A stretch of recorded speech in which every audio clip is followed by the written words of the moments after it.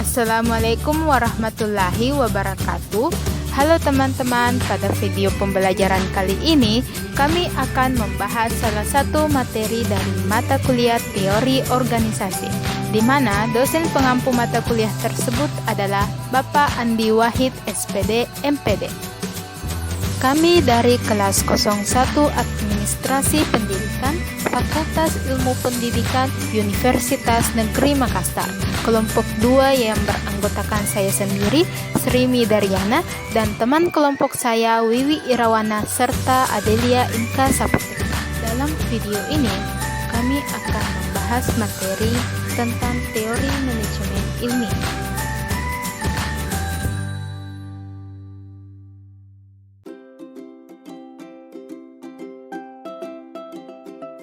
Langsung saja, sebelum kita mengetahui apa itu teori manajemen, kita harus tahu arti dari dua kata itu, yaitu teori dan manajemen. Teori merupakan sekumpulan prinsip-prinsip yang disusun secara sistematis. Prinsip-prinsip tersebutlah yang akan menjelaskan hubungan antara fenomena-fenomena yang ada. Adapun manajemen menurut Stoner merupakan proses perencanaan, pengorganisasian, pengarahan, dan pengawasan anggota-anggota yang ada dalam organisasi serta penggunaan sumber daya manusia dan sumber daya lainnya yang akan mencapai tujuan yang telah ditentukan. Setelah kita mengetahui dua arti kata itu, dapat disimpulkan bahwa teori manajemen merupakan suatu prinsip yang disusun melalui proses perencanaan, pengorganisasian, pengarahan, dan pengawasan untuk mencapai tujuan yang telah ditetapkan.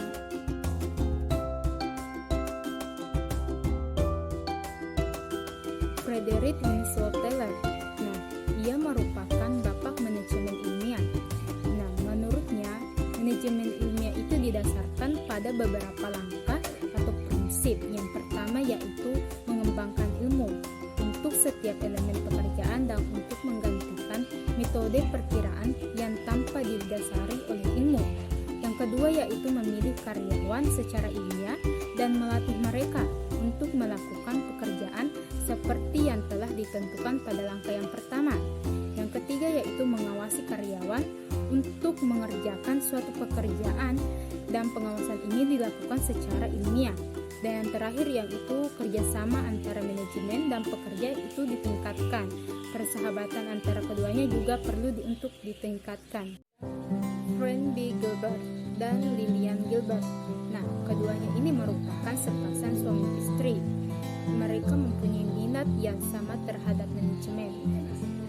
Frank Gilbert ini melakukan studi pekerjaan tukang batu dalam melakukan 3 hal. Yang pertama yaitu mengajar tukang batu yang junior bekerja cepat dan kemudian sengaja memperlambat kerjanya. Menurut Henry L. Gantt 1861 sampai 1919, Gantt pernah bekerja dengan Taylor.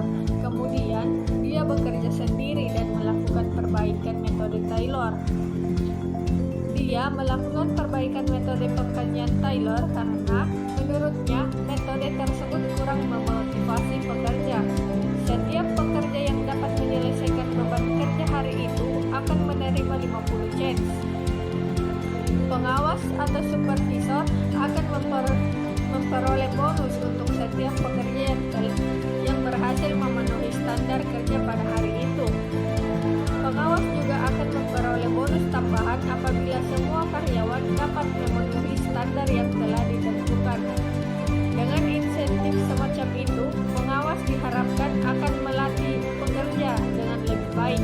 Selanjutnya adalah teori manajemen ilmiah menurut Harrington Emerson 1853 sampai 1931. Harrington Emerson Columbus 26 Maret 1864 sampai 15 Desember 1945 adalah ke-48 gubernur Maryland di Amerika Serikat 1916 sampai 1920. menjabat sebagai pengawas keuangan Maryland 1912 sampai 1916. Jangkanya sebagai gubernur berakhir pada 14 Januari 1920 dan dia kembali ke praktik hukumnya. Dia tetap aktif di politik tetapi tidak berhasil dalam pemilihan hakim sirkuit yudisial tahun 1926 dan gagal dalam pemilihan untuk distrik kongres pertama Maryland.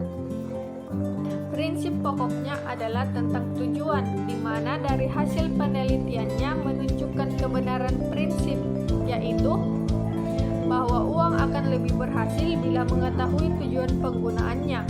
Bukti dari pendapat Emerson yaitu adanya istilah manajemen by objective (MBO).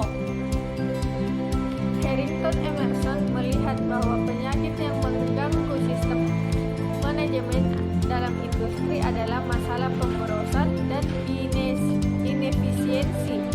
Oleh karena itu, dia mengemukakan 12 prinsip-prinsip efisiensi yang sangat terkenal, yaitu pertama, tujuan-tujuan dirumuskan dengan jelas. Yang kedua, kegiatan yang dilakukan masuk akal. Yang ketiga, adanya staf yang cakap. Yang keempat, terciptanya disiplin kerja. Yang kelima, balas jasa dan adil. Yang keenam, laporan-laporan yang terpercaya, cepat, tepat, dan kontinu. Yang ketujuh, pemberian pemerintah, perencanaan, dan pengurutan kerja. Yang kedelapan, adanya standar dan jadwal, metode, dan waktu pada kegiatan. 9, kondisi yang standar. 10, operasi yang standar. 11, instruksi praktis tertulis yang standar. Yang ke-12, balas jasa efisiensi, rencana insentif. Adapun ciri-ciri teori manajemen ilmiah. Yang pertama, menggunakan cara kerja keilmuan dan prinsip-prinsip keilmuan sebagai hasil percobaan dan penyelidikan yang ilmiah. Yang kedua, terdapat rasionalisasi, yaitu bekerja berdasarkan perhitungan atau pemikiran yang cermat dan teliti, jadi meninggalkan cara kerja trial and error. Yang ketiga, terdapat standarisasi, yaitu bekerja berdasarkan ukuran-ukuran atau standar tertentu, baik dalam cara kerja, waktu yang digunakan, maupun hasil produksi yang diharapkan. Yang keempat, peningkatan produktivitas sebagai hasil kerja yang efektif dan efisien. Yang terakhir, syarat dan hasil kerjanya dapat memenuhi kebutuhan zaman yang makin meningkat.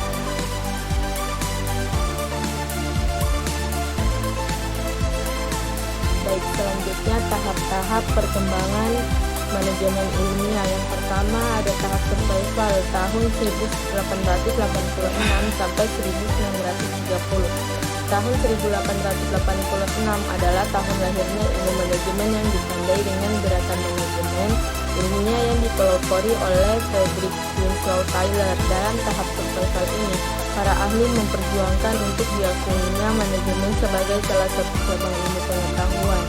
Yang kedua, tahap konsolidasi atau penyempurnaan pada tahun 1930 sampai 1945. Dalam tahap ini, para pelopor manajemen ilmiah merumuskan metode-metode dan prinsip-prinsip dari ilmu manajemen yang dapat dipraktikkan dalam kegiatan-kegiatan perusahaan.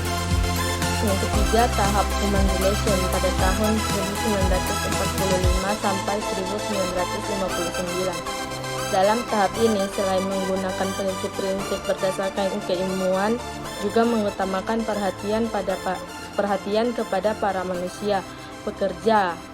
manusia atau para pekerja yang berperan serta dalam kegiatan-kegiatan mencapai tujuan usaha.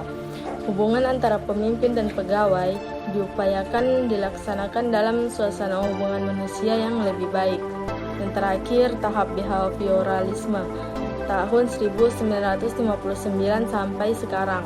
Dalam tahap ini, perhatian utama para ahli manajemen terutama dipusatkan terhadap pentingnya peranan manusia kerja dalam usaha mencapai tujuan perusahaan.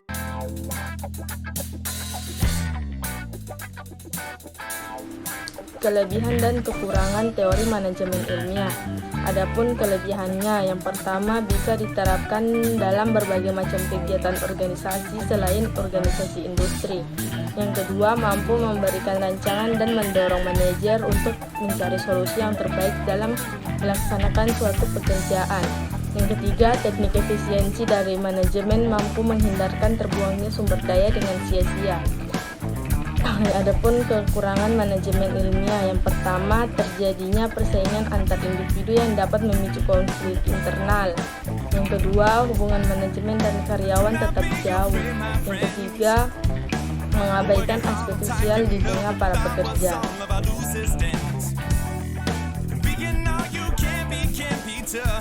Kontribusi teori manajemen ilmiah. Yang pertama, metode-metode yang dikembangkan dapat diterapkan pada berbagai kegiatan organisasi. Yang kedua, teknik efisiensi atau studi gerak dan waktu telah menyadarkan para manajer bahwa gerak fisik dan alat yang digunakan dalam menjalankan tugas dapat menjadi efisien.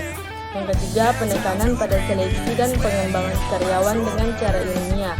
Yang keempat, pentingnya kemampuan dan faktor pelatihan dalam meningkatkan efektivitas kerja karyawan. Yang kelima, manajemen ilmiah yang menekankan pentingnya rancangan kerja mendorong manajer mencari cara terbaik untuk pelaksanaan tugas. Itulah materi dari kelompok kami. Semoga dapat dimengerti dan dipahami. Sampai jumpa.